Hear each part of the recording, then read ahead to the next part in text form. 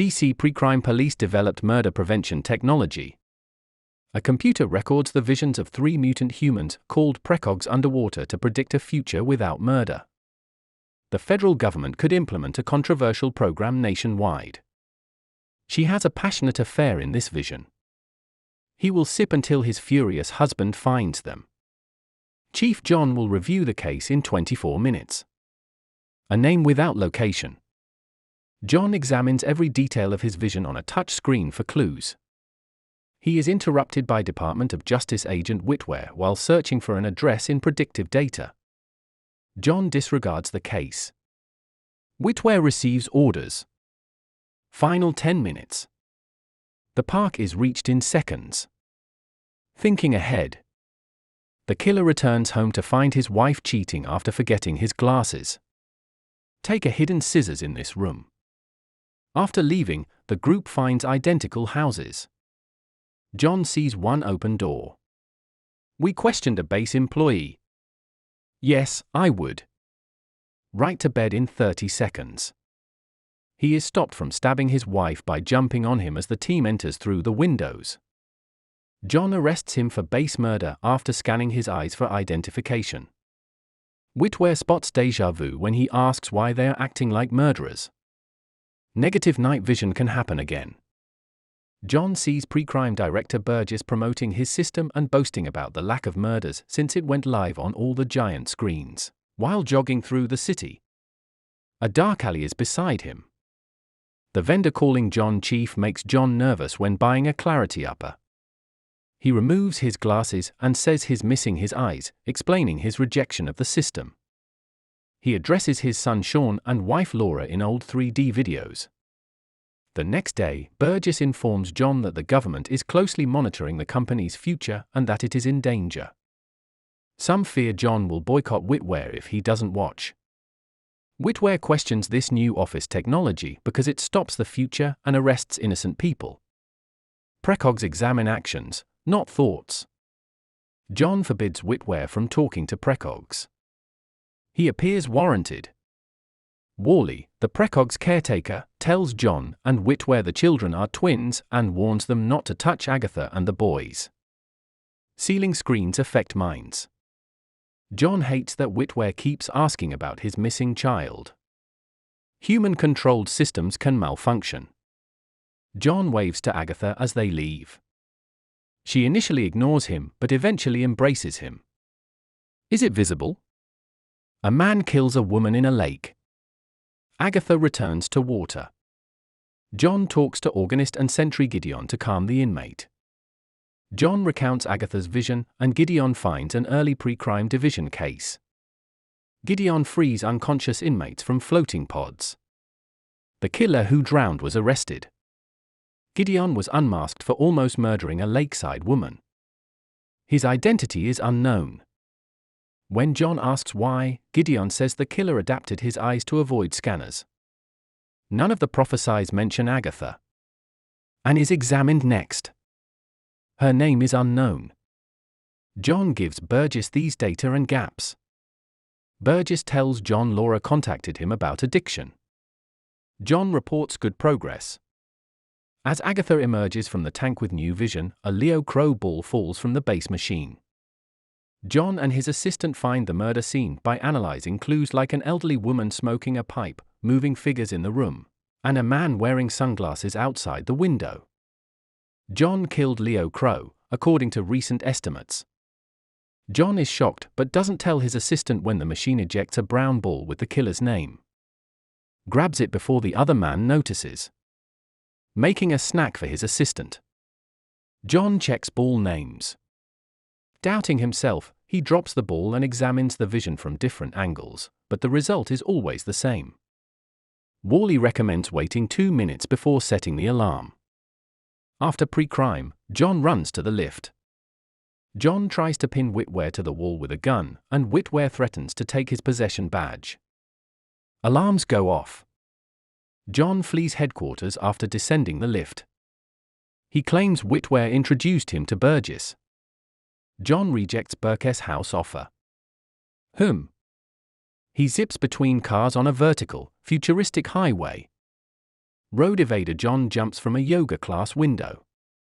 After Burgess refuses to discuss his meetings with John, Whitware threatens to contact the Attorney General before leaving. Tube footage shows John's name in digital ads. Train passengers who read about John in the newspaper suspect him. After realizing this, John gets off at the next station to find the police. John bolts into the streets. In a back alley, police jetpacks surround him. In order to. A friend explains. A barking dog appears when you push a window. The shock of all. Jetpack-wielding police fight John. Also flying is a jetpack-equipped police officer. The agent grabbing his leg swivels the steps. John, an agent, lands his jet after jumping. John and the officer fly around departments looking for a dead boy as a building collapses. John steals weapons and trips agents with barrels to attack a factory. John hops on a machine to escape. Two men fight after a pursuit. They fell off the machine into a salvaged car after colliding. John is caught, but Woodward escapes. John drives off after finishing the car. Several hours later, John arrives at a remote home to find vines climbing the wall to trap him. He easily pushes them aside and enters, where he meets PreCog creator Iris. Iris makes him drink medicinal tea because the vines could poison him. Trying to look innocent, John skirts the room's many plants while asking if he can fake a vision. Iris claims PreCogs hide their flaws by erasing ambiguous case data. Burgess knows Minority Reports for unclear cases. For this reason, John's weakness is prisons. After kissing him, Iris warns him not to trust anyone and to find the Minority Report in case the data is erased. Agatha, the strongest PreCog, recalls the Minority Report. PreCrime helped us find the murder scene. It could happen in 22 hours. A Laura portrait on John's desk inspires him.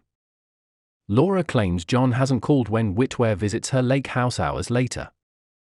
Laura tells Whitware that she left John because he made her think of their son, not because he's insane. Getting back to John. He is injected with anesthesia and has his eyes replaced by sketchy Dr. Edie to avoid being identified in the system. Despite not hurting, John finds it unsettling. After the procedure, John will be blind unless he bans his eyes for 12 hours. After John's death, we find an injection pen, 12-hour timer, and baggie. John dreamed of his son's abduction after using his favorite drug. That day at the public pool, Sean challenged John to beat the whale underwater. Underwater, John's watch broke tragically. Sean will be gone in the morning. Sean! John shouts. After feeling regretful, he stands up and goes to the fridge, ruining the TV with a spoiled sandwich and milk. Authorities search John's building. They released running tech spiders. Locate all of the apartment's occupants. Even the spiders nearly give up trying to locate him in the lavatory. Unfortunately, the spiders are alerted when John inadvertently lets go of an air bubble. Step up, law enforcement. When John finally gets sick of it and gets out of the tub, the spiders wait outside, chasing after him on their little legs. Spiders scratch his eyes and lift the bandage, inflicting pain. The following day, Whitware investigates the Leo Crow vision and discovers that there was an additional individual present. John changes his expression as he injects himself outside using Eddie's pen. From behind, he comes in. Handled solely by agents. After locating a door scan, he uses his aging eyes to retrieve the bag. Blood makes people slick, which causes them to fall. Keep going down the corridor. Getting one before it slips through someone else's fingers is a huge challenge. John closes the door to the PreCogs lab and persuades Wally to come in and lend a hand. They look into her recollections as Agatha asks John, "Can you see when the agents arrive?" once more. John uses a lever to suction Agatha under the pool's surface. These days, they have no idea what's going on. Less than half an hour before the murder, John and Agatha flee in the car as his face gradually gets back to normal. Because this is her first experience with the present moment and because she is sick of focusing on the future in order to avoid attention, Agatha is too shocked to speak when John asks her for the information he needs. John buys her lovely clothes from a shop. John is after Agatha's secrets, not ransom, as Whitware finds out at PreCrime. John and Agatha find Rufus hard at work at his virtual reality company. John should physically threaten Rufus if he refuses to hack Agatha's mind. After Rufus links Agatha to his computer, John's crime vision in which he murders Leo Crow again is downloaded. When John sees Agatha's Minority Report, he yells, "Is it visible?" Suddenly, Agatha asks. Another foreboding vision brings her to her knees. On the wall, John sees a man in a mask drowning a live fish. It dawns on John that Agatha wants him to find the killer. When Agatha feels the police approaching, she is not alone. The agent studied Rufus's company. Among all of them. On the move, Agatha reveals all to John, who she knows from her visions of the future. "Get him an umbrella, please. Stay away from the passenger who offers to drop off your bags." A woman who knew his face as well. Following their departure from the mall, 2 law enforcement officials spot the pair outside. In response to Agatha's request that John give the baker some money, the police accidentally step on him as he bends over to collect the coins. Once again, they are able to evade the authorities when John lifts the umbrella in the rain. Shortly after, they arrive at the structure according to the vision. John spots a billboard featuring a man whose face corresponds to the forecast. John uses a gun threat to get the receptionist to divulge that Leo Crow is in room 1006 with 12 minutes to spare. Upon entering, they discover that the room is vacant. After remembering the vision, John figures out that it's 1009 with the digits turned upside down. Upon their subsequent arrival at 1006, they find the bedroom door ajar. Looking through all the childhood pictures and seeing Sean breaks John's heart. It dawns on John that he is stuck here. At the moment, the only man he desires to murder is Leo Crow.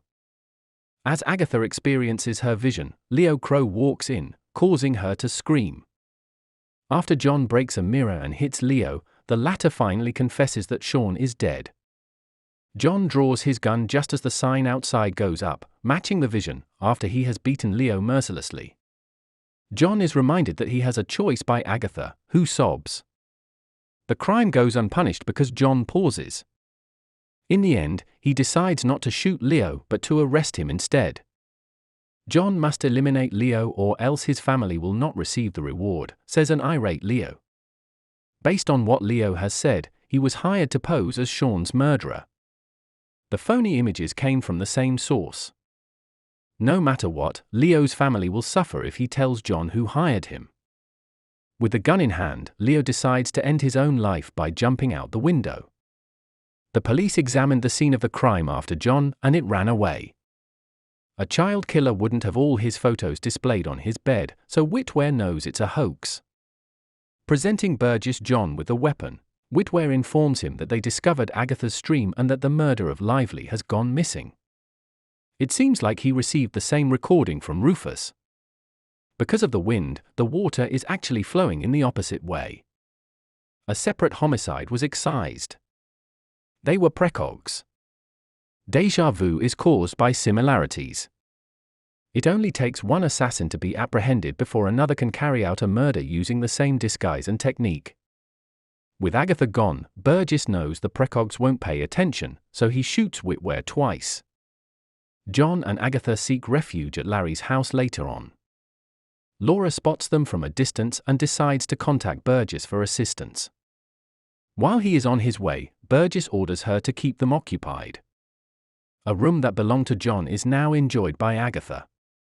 Little John and Laura go for a walk. John gives her the rundown of everything.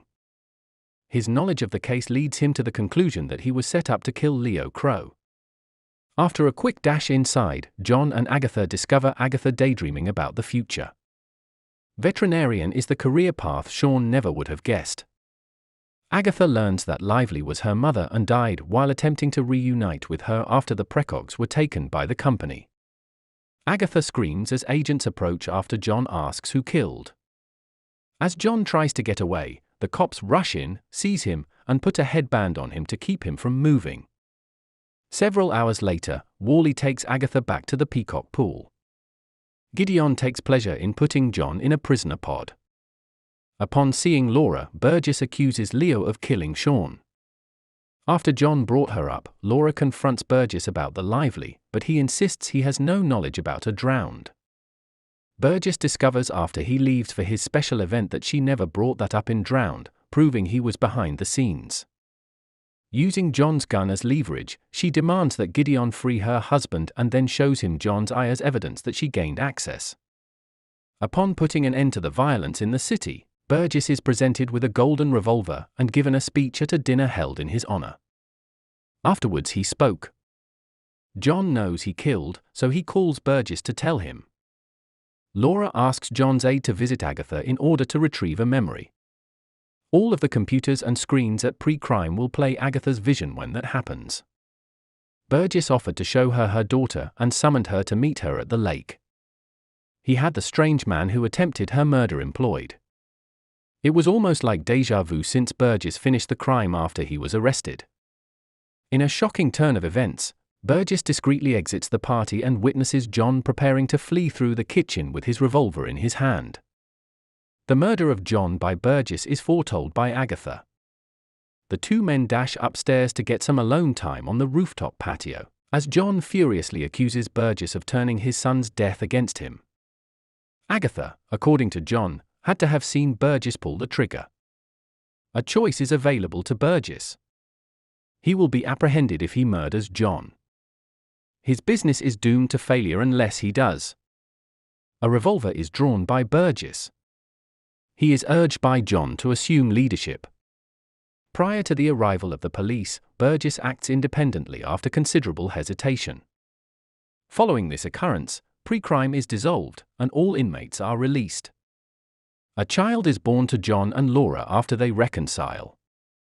The boys and Agatha are given a warm cabin in the woods. Because of this, they are able to coexist peacefully without fear of having their powers activated. Much obliged for your time. For content you enjoyed, we ask that you like and subscribe.